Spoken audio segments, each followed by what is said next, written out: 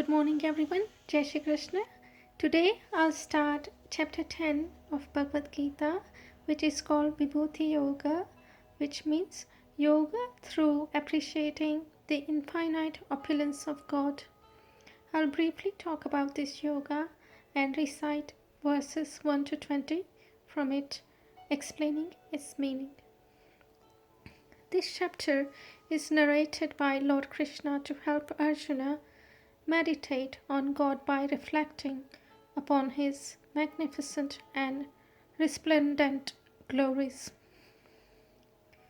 Krishna talks further on His infinite glories with the desire to increase Arjuna's bhakti. These verses are pleasing to read and enchanting to hear. Sri Krishna reveals that He is the source of everything that exists. The varieties of qualities of human arise from Him. The 7 great sages, the 4 great saints, and the 14 Manus were born from His mind. And from them all people in this world have descended.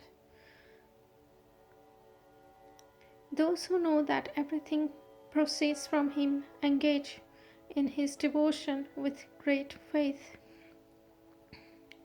Such devotees derive great satisfaction in conversing about His glories and enlightening others about Him. Since their minds are united with Him, He, dwelling within their hearts, gives the divine knowledge by which they can easily attain Him. Upon hearing Him, Arjuna declares that he is convinced entirely about Sri Krishna's paramount position and proclaims Him to be the Supreme Divine Personality. He requests the Lord to further describe His divine glories that are like nectar to hear. Sri Krishna reveals that since He is the beginning, middle, and end of all things, everything that exists in a manifestation of His powers. He is the infinite reservoir of beauty, glory, power, knowledge, and opulence. Whenever we observe extraordinary splendor anywhere, whatever catches our imaginations, sends us in raptures, and infuses us with bliss, we should know it to be but a spark of the opulence of God. Finally, Krishna concludes by saying that the magnitude of His glory cannot be judged by the sum total of what He has described. For He affords unlimited universes in a fraction of His being. Thus we must make God, who is the source of all glory, the object of our worship. Verses 1 to 20. Shri Bhagwana Uvacha Bhuya eva mahabaho shrunu me paramam vachaha yate aham priyamaraya vakshami hitakamamya name viduhu surganaha prabhavam na maharshayah ahamadirhi devainam maheshanam cha sarvasah yo mam jamanadi cha vetti lokamaheshwaram asammudah sa marteshu sarva papai pramuchyate buddhi gnana sammohah kshama satyam dama shamah sukham dukham bhavo bhavo bhayam cha bhayameva cha ahimsa samata tushti tapo danam yasho yashah bhavanti bhava bhutanam mata eva pruthigvidaha maharshaya sapta purve chatvaro manavastata mantvava manasa jata yesham loka imaha prajaha yetam vibhutim yogam cha mama yo vetti tatatvaha sovikam mepya yogena yujyate natra sansayah Aham sarvasya prabhavo mattah sarva pravartate iti matva bhajante mam buddha bhava samanvitaha. Majjita baddha prana bodhayantah parasparam kathayantah shvamam nityam tushyanti cha ramanti cha. Tesham shatata yuktanam bhajatam priti purvakam dadami buddhi yogam tam yena mamupayanti te. Tesham eva anukam partham hamna yagna jam tamah nashayamya tva bhavasto gnanadipena bhavastha. Arjuna uvacha Param Brahma Param Dhama Pavitram Param Mambhavana Purusham Sasvatam Divyam Avideva Bhajam Vibhūma Ahushvata Mrushayah Sarve Devadir Tardastatha Asito Devato Vyasah Swayam Cheva Bravishi Me सर्वमेतदन्तं मन्मे यन्मा वदसि केशव न हि ते भगवन् व्यक्तिं विदुर्देवान् दानवाः सर्वमेव आत्मनात्मं वेदं त्वं पुरुषोत्तम भूतभावन् भूतेश देवदेव जगत्पते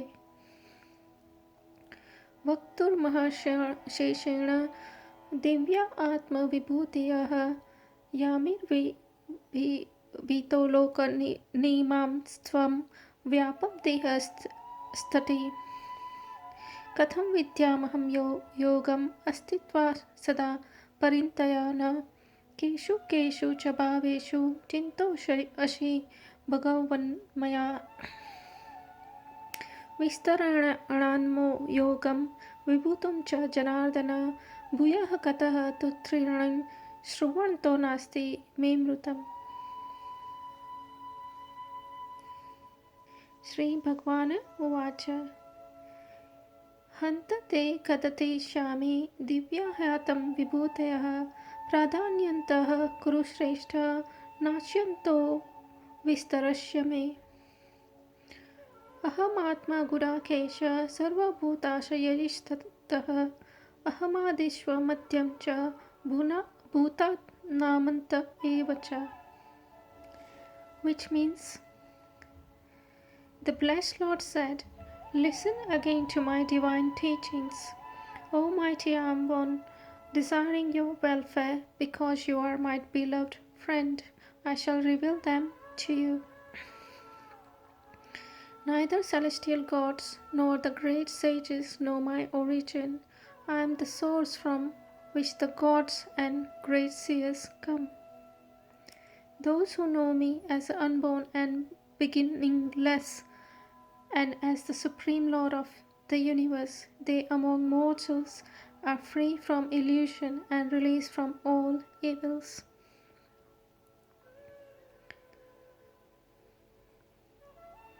From me alone arise the varieties in the qualities among humans, such as intellect, knowledge, clarity of thought, forgiveness, truthfulness, control over the senses and mind, joy and sorrow, birth and death, fear and courage, non-violence, equanimity, contentment, austerity, charity, fame and infamy. The great sages, the 4 great saints before them, and the 14 Manus are all born from my mind. From them all the people in the world have descended. Those who know in truth my glories and divine powers become united with me through unwavering bhakti yoga. Of this there is no doubt.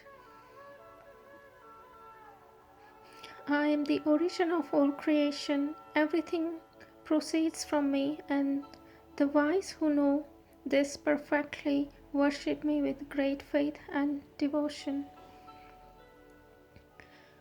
With their minds fixed on me and their lives surrendered to me, my devotees remain ever contented in me.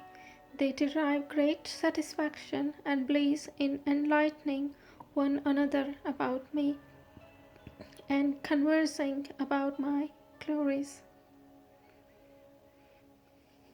To those whose minds are always united with me in loving devotion, I give the divine knowledge by which they can attain me. Out of compassion for them, I, who dwell within their hearts, destroy the darkness born of ignorance with the luminous lamp of knowledge. Arjuna said, "You are my supreme divine personality, the supreme abode, the supreme purifier, the eternal God, the primal being, the unborn, and the greatest." The great sages like Narada, Asit, Deval, and Vyasa proclaimed this, and now you are declaring it to me yourself. O Krishna, I totally accept everything you have told me as the truth. O Lord, neither gods nor the demons can understand your true personality.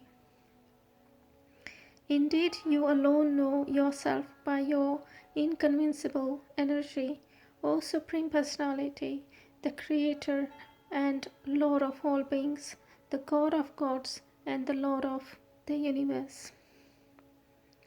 Please describe to me your divine opulences by which you pervade all the worlds and reside in them. O Supreme Master of Yoga, how may I know you and think of you? And while meditating, in what forms can I think of you, O Supreme Divine Personality? Tell me again in detail your divine glories and manifestation, O Janardana. I can never tire of hearing your nectar. The blessed Lord spoke.